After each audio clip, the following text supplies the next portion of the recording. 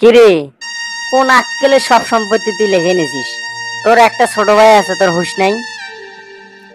আব্বা, এখন ওগুলা আজারে পেছাল বাদ দিয়ে তুমি আর তোমার ছোট বেটা তাড়াতাড়ি বাড়ি ছাড়ো। আহ, তোর এত বড় সাহস!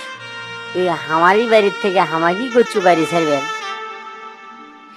আব্বা, তুমি আর একটা কথাও কও না, তাড়াতাড়ি তোমরা বাড়ি ছাড়ো তো।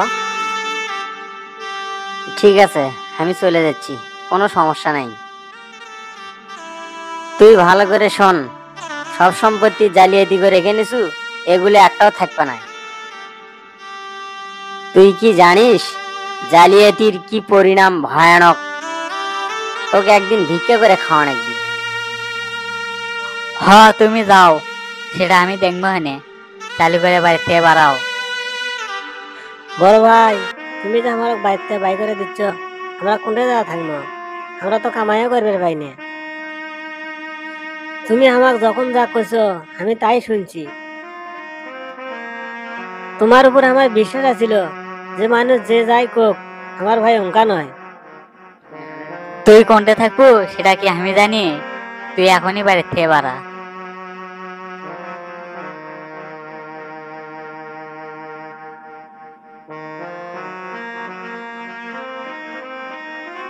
ঠিক আছে বড় ভাই, তাহলে আমি চলে গেলাম বাড়ির থেকে।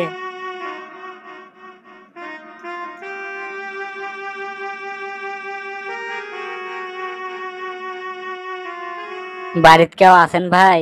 আমাকে একটু সাহায্য করবেন, আমি খুব অসহায় গরিব মানুষ। এই লোকটা কুমা আমার বড় ভাই কাশেমের মতো দেখা যায়।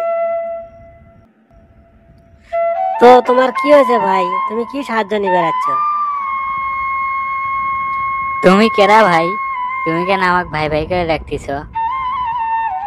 মমিন, তুই তুই এত বড় বাড়িতে থাকিস ভাই? হ ভাই, কিন্তু তোমার কি হয়েছে ভাই? তোমার তো বিঘায় বিঘায় সম্পত্তি, তোমার তো আরো ভালো থাকার কথা। আমি এক মুমূর্ষ রোগী রে ভাই, আমার এই রোগ ভালো করার মতো কেউ নাই। আমার এই রোগের জন্য আমার সব সম্পত্তি বেচে আমি চিকিৎসা করলাম, তাও আমার এই রোগ ভালো হলো না। এখন পর্যন্ত কোনো ডাক্তার কর পেল না আমার এটা কি রোগ। আসলে আমার এটা রোগ না রে ভাই, আমার এটা পাপের শাস্তি। এই পাপ আমার মৃত্যুর আগ পর্যন্ত ছাড়বে নাই। সেটা তুমি এতদিন পরে বুঝলে ভাই? দেখো, অন্য ঠকে কেউ শান্তি থাকতে পারে না। ঠিকই কইছো ভাই, পাপ কখনো বাপকেও ছাড়ে না। পাপ করলে পাপের শাস্তি একদিন পাইতেই হয়। কেউ বোঝে না, সবাই বোঝে জীবনটা যখন শেষ হয়ে যায়।